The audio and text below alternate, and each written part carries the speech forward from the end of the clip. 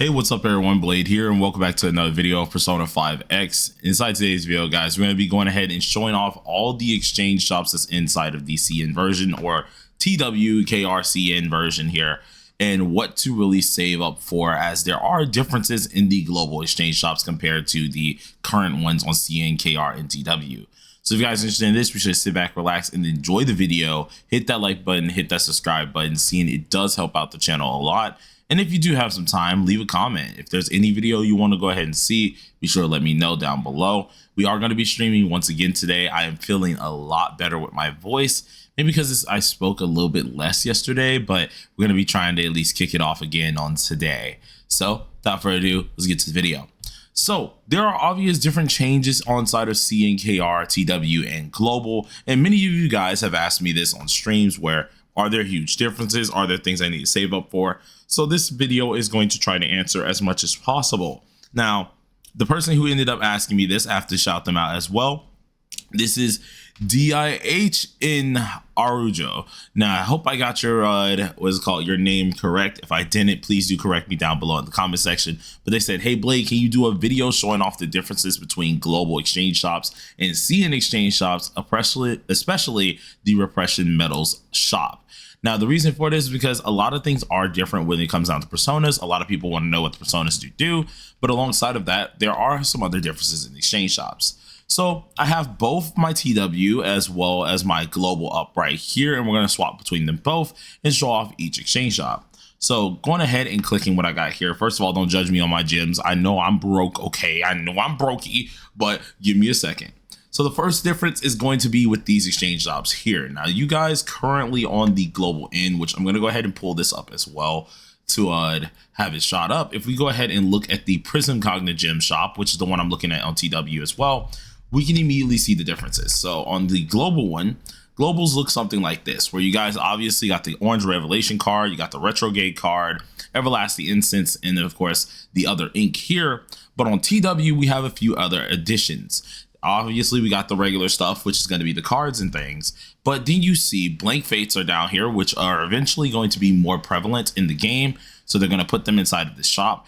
And then there's these two items right here.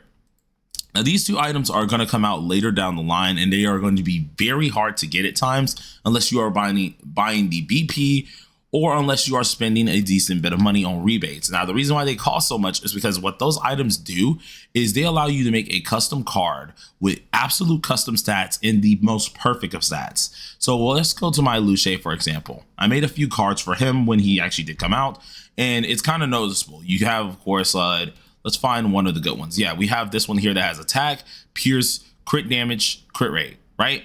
Well, that was not how this card came. I actually ended up making this card fully custom with the right substats and having the min-max. The way you do this is you go ahead and click this button right here. And as you see, the whole outlook of that button, which you guys do have on global, is totally different.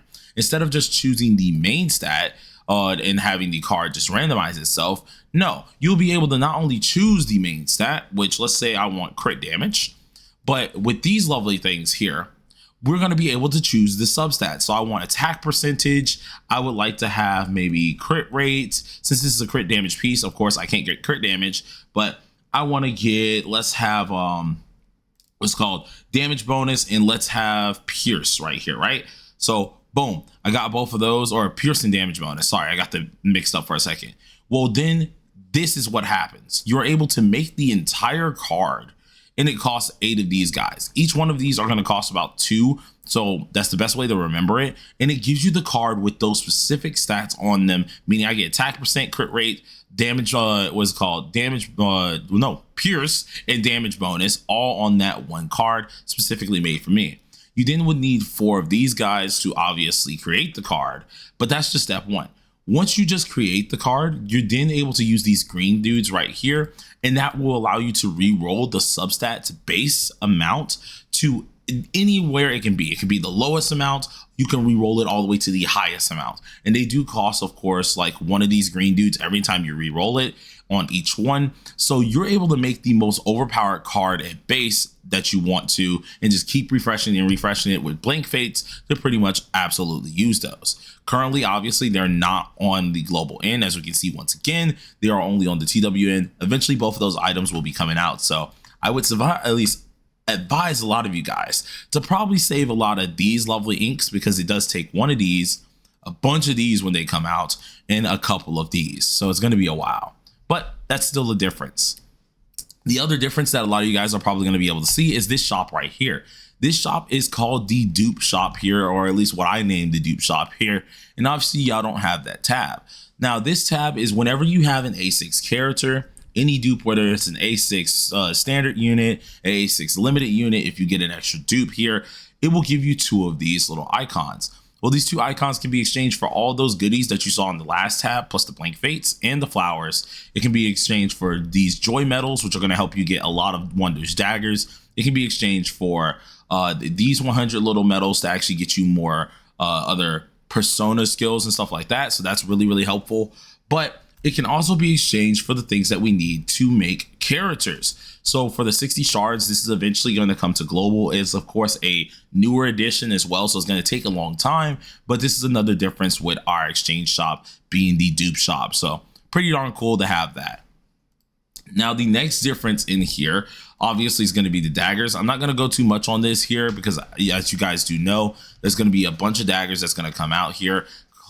Right now on global, you guys are at the daggers right here, and you have the Starry Compass, you got Glimmer, you got Eye of, I never say that right, so I'm just going to call it the Eye of, and then we have the Arc Knife. On side of TW, of course, you have all the other knives here, which are going to be a lot more to invest in here. You're going to need to do, or at least get the ones that are important for a team you want. For example, this one is the bandage knife here that is meant mainly for Barry. Now we have this one for Akihiko being the electric one here as well. We have a few, this one is for summer puppets or ice teams in general. So, and so on and so forth. They're all pretty darn good. I think the next big one that you guys are going to get is this one here, meant for CNY Ren. So that's going to be kind of interesting, or at least you can use it for CNY Ren. I think I was still using the Starry Compass for CNY Ren. So we have to see exactly which one's better in that one, but they still will be new daggers that you can get out. Nothing too crazy, nothing too different there. And then of course we have this tab here, which is different, which is meant for forging the weapons. Currently there's only 2 weapons right now, or will be 2 weapons that are able to be forged in total, which pretty much acts as awakening a weapon, where it's now doing a total different stat check itself. The Glimmer has one of those, and I believe in the next update we get the Starry Compass to have one of those as well for Pinky. So that's a little bit of a difference. Now, the one that everyone's going to talk about in the last one I'm covering for the video is obviously going to be the Persona shop. Now, a lot of you guys on global have your Persona shops looking a lot different here. It's going to look like this here, and it only goes up to the Repression Medal 4. Well, on TW, we have something looking a little bit different. We don't have only just the Repression Medal 4 area. We actually have something being like Repression Medal 5s technically, this is mainly just the huge hardcore area here that you're going to get a lot of your good stuff at. So as you guys know, we have our lovely personas up here. We got all these huge personas that's going to be crazy, but the Repression Medal 4 and 3 is technically our 2 things over here. If we can go ahead and take a look here, we're able to see this is technically our 4, and then this is technically our 3. Well, where we have some little weird conspiracies or weird distinctive differences is now they've added an extra spot, and that's mainly because we have these weird little items here, which are all different skills. So our Repression medals are just different categories, but technically the same, because you guys go through 1 through 4, and we have 1, 2, 3, 4, and the 5th one, which this is more of the pay to win skills, like pay to win skills tab with also our personas. So a lot of cool skills in here. These aren't really pay to win ones. These are like the hardcore ones, but you won't want to spend your SOS coins for these. You want to save them for personas, and that's where everything's going to get a lot harder. Now in the future, there are going to be a bunch of personas you're going to get. This one down here is going to be one that you get for free inside of CNY, so you don't have to worry about prepping for this persona. There's a couple of them down here as well that we still have to get through. But the next one that I feel like a lot of you guys are going to, oh, hi, Jeff. Jeff is another one that you get for free with Summer Puppet. But the next one that a lot of you guys are probably going to prepare for is Sorosha, especially if you are a Kazumi enjoyer. Currently on global, you don't have this persona, but you will end up getting them.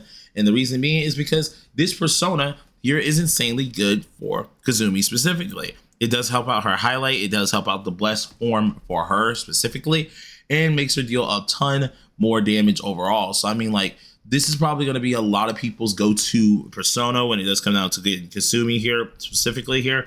But other than that, there shouldn't be too much of anything that a lot of you guys should really be worried about, because most of them are in the future.